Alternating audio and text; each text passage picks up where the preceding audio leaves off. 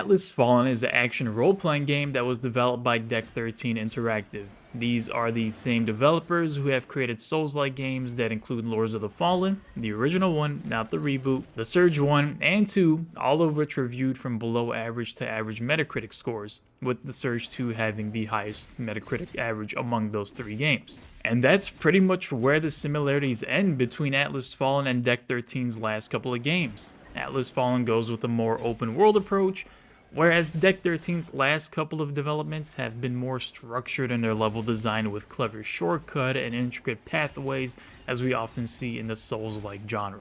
Atlas Fallen approaches an ambitious open world genre, one that is often more akin to Ubisoft's Assassin's Creed and Far Cry series. Game director Jeremy Hardwick even had previously mentioned that the game draws inspiration from games such as God of War and Horizon. However, after completing my playthrough of the game, Atlas Fallen definitely feels closer to something more similar to Assassin's Creed rather than something like a God of War.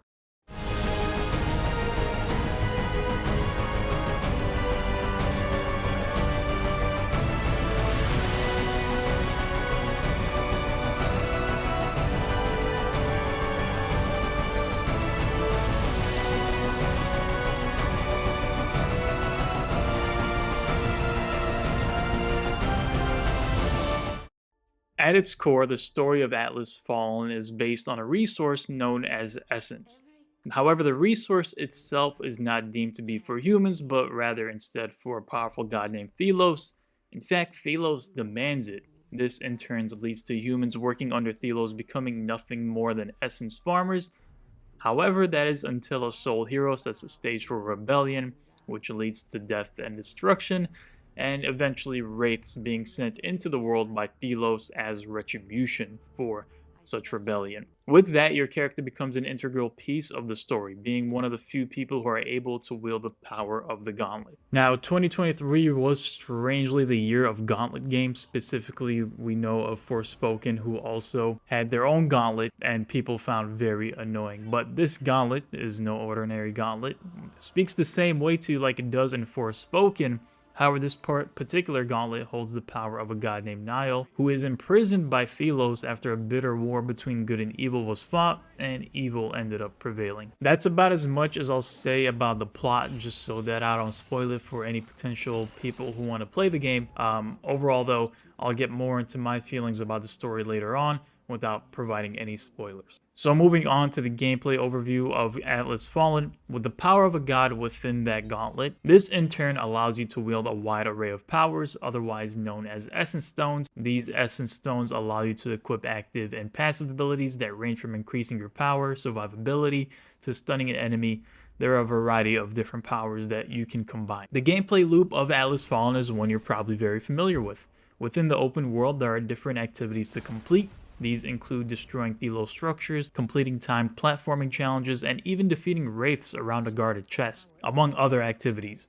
Similar to what you may see in a Ubisoft open world game, Atlas Fallen comes with a checklist where each semi-open world area has its own number of objectives to complete. Combat in Atlas Fallen is very active, leading to little downtime within a fight, as you're either always on the move, building your momentum meter, or attempting to parry an enemy attack and dodging out of the way.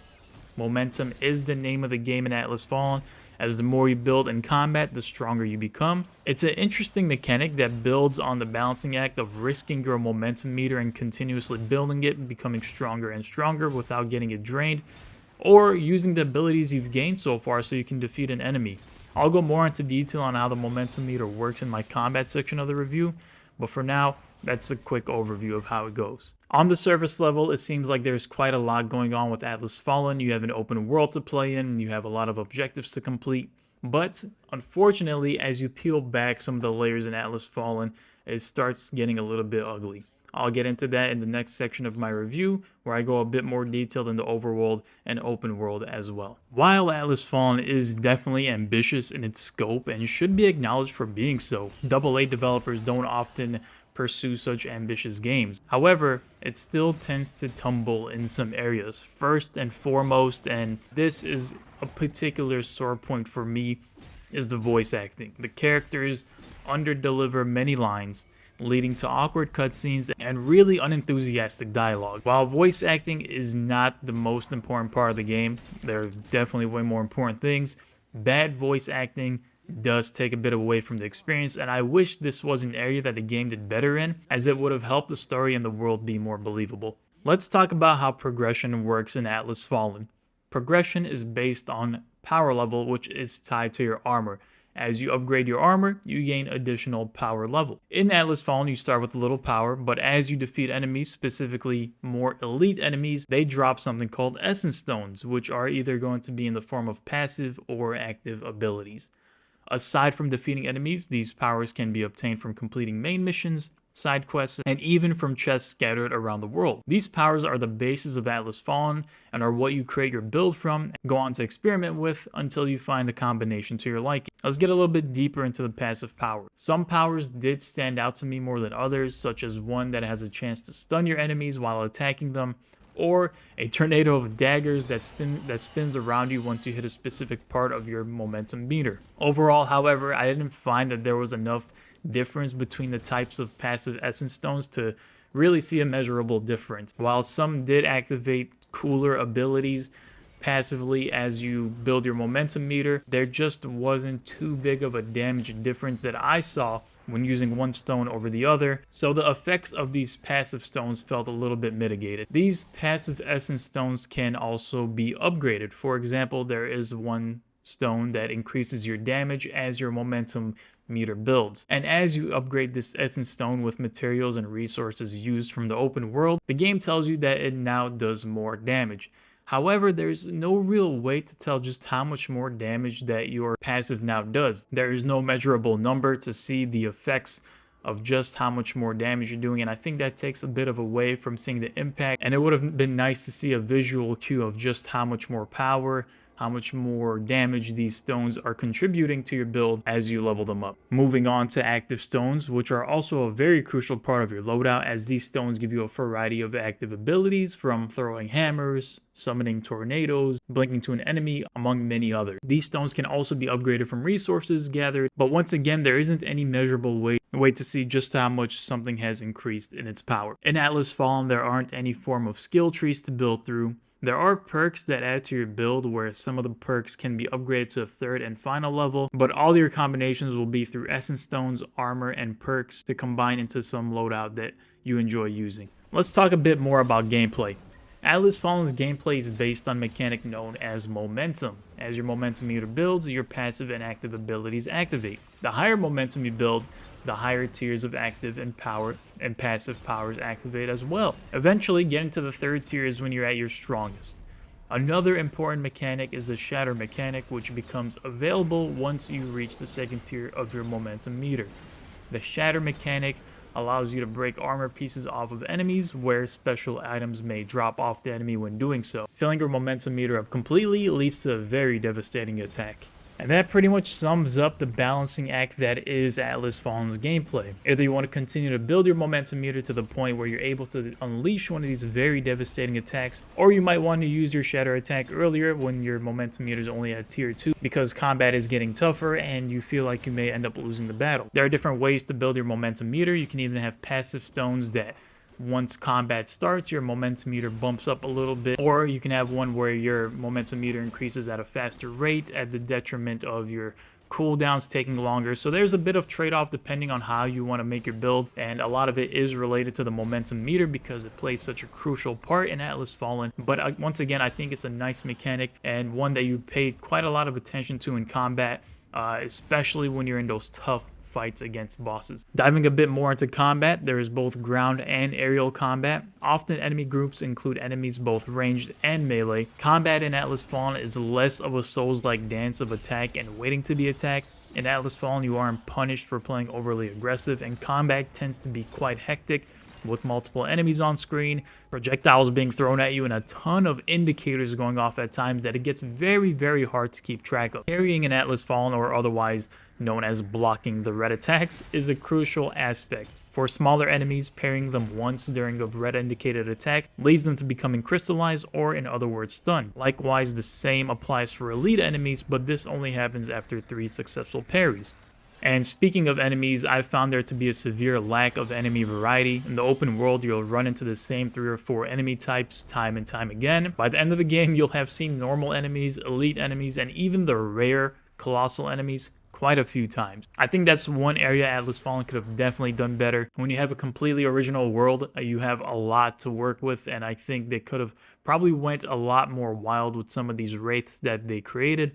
And more enemy variety is never a bad thing, so that's definitely something I would have liked to see more of. What I found interesting about this game was also the lack of weapons. In total, the game has only 3 of them. An axe hammer of sorts, a chain with a dagger at the end of it, and these sort of like gauntlet gloves, with each weapon specializing in different aspects. The axe being slow and powerful, the chain being the middle ground between speed and power, and the gloves being super fast but light on damage. It definitely would have been nicer to see a bigger variety in weapon selection, as previous games in Deck 13's portfolio have a huge variety. I am talking about the Surge, of course. So it was a bit surprising to see the lack of weapons, and that would have been a nice area to see some variety as well. So let's talk a little bit more about the gauntlet itself. Now remember, this gauntlet houses the power of a god, so you're also able to use his abilities within the open world while traversing and exploring.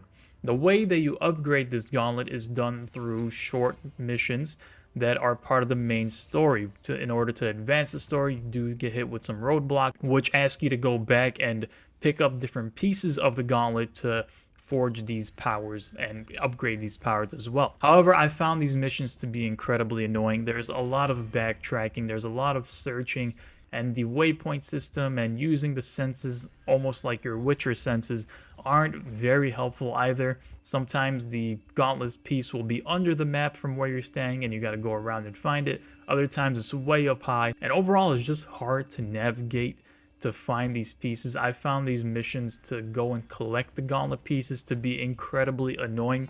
Specifically for me, I wish there was a cooler way to get these gauntlet pieces rather than doing some backtracking and traversal and time trials. I didn't enjoy that very much, but eventually you do build onto these powers, which allow you to once again use them in the open world, whether it's to raise a buried structure, open a chest, or dash across gaps.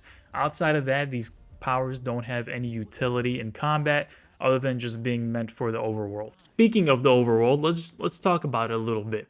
Being an open world game, Atlas Fallen comes with the typical checklist of things to accomplish, like time trials or finding vantage points, treasure maps, breaking Thelos statues, the warded relics, clearing elite enemies off the map, and more. There's a lot to do in Atlas Fallen. However, I didn't find myself particularly interested in doing any of these side activities outside of defeating elite enemies, as I enjoyed the challenge enough to go back and do that. But the other side activities were not fun at all, especially the timed trials, the timed platforming. I found this to be so clunky and annoying. I couldn't bring myself to do these particular challenges. Regardless, these side activities may be worth doing for armors or resources that you're looking for.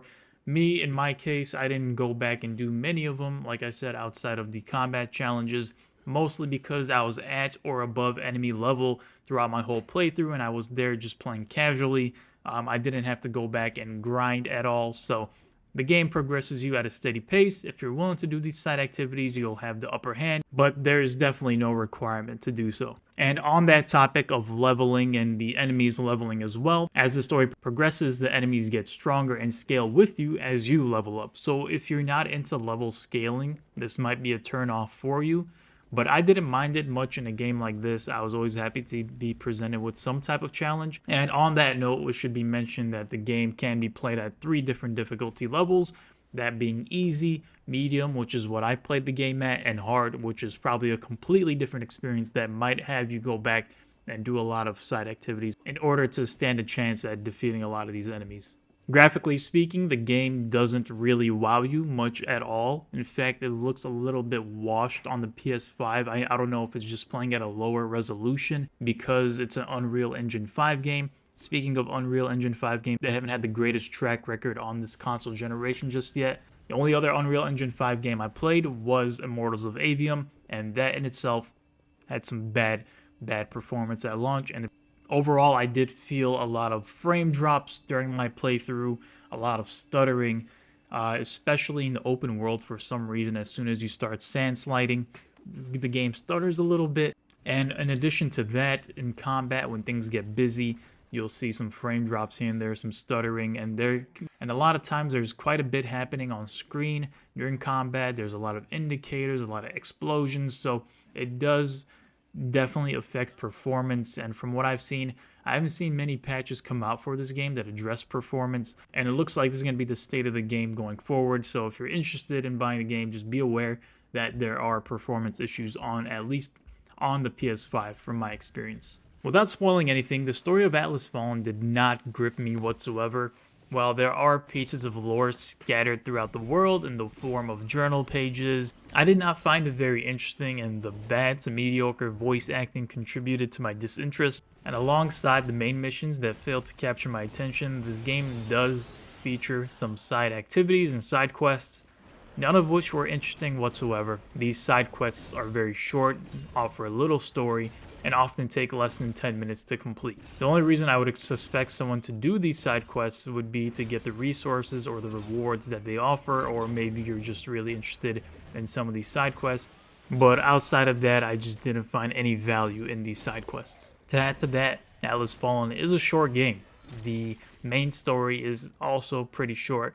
I did the main story and some side activities within 11 hours. I was done with the game. I didn't complete it 100%. I didn't go for the Platinum Trophy, mostly because I was a little bit burnt out on the traversal and all the different activities I had to do to get the Platinum Trophy. So, didn't go for the 100%, particularly in this game. But according to how long to beat for a completionist playthrough, it would take you around 22 hours, which still is on the short end. In an open world game, I would expect it to last a little bit longer, especially at the price point that the game launched at. I believe it launched at $60 on PS5, which is what I bought it at and never played it until I did this review. I thought I would go back and visit it, and going back and thinking about the fact that I paid $60 for this game is a bit of a disservice to myself, past self. I don't know why you did this to me, but here I am, kind of just thinking out loud about whether or not I would go back and buy this game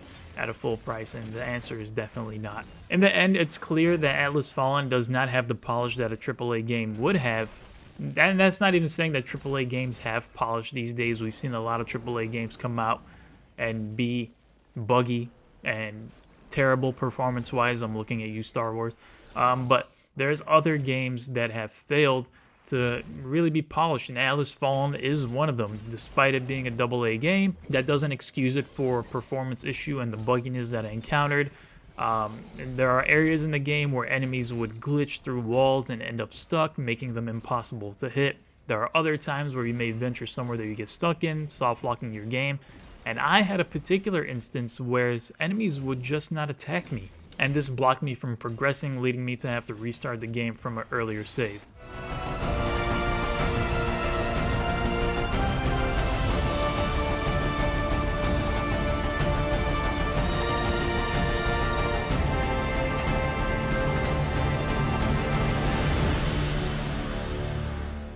So overall, my thoughts on Atlas Fallen is, if you find this game on sale for cheap, very cheap, I would say go ahead and pick it up. However, I find it very tough to recommend. Overall, I felt that the game lacked polish, lacked variety, and side activities just were not fun. The main story was short, and don't get me wrong, there are definitely some pros that I would like to mention. For example, the momentum meter I thought was pretty cool. The combat, once you get used to it, can be pretty fun.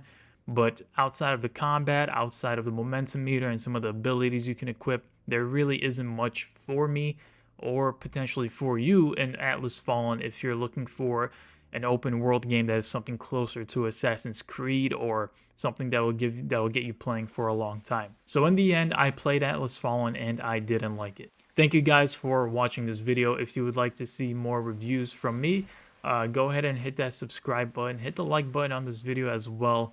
I plan to do more backlog reviews. If there's a game you would suggest, go ahead and leave it in the comments. More videos are on the way, more reviews are on the way. And thank you guys for watching once again, and I will see you guys in the next one.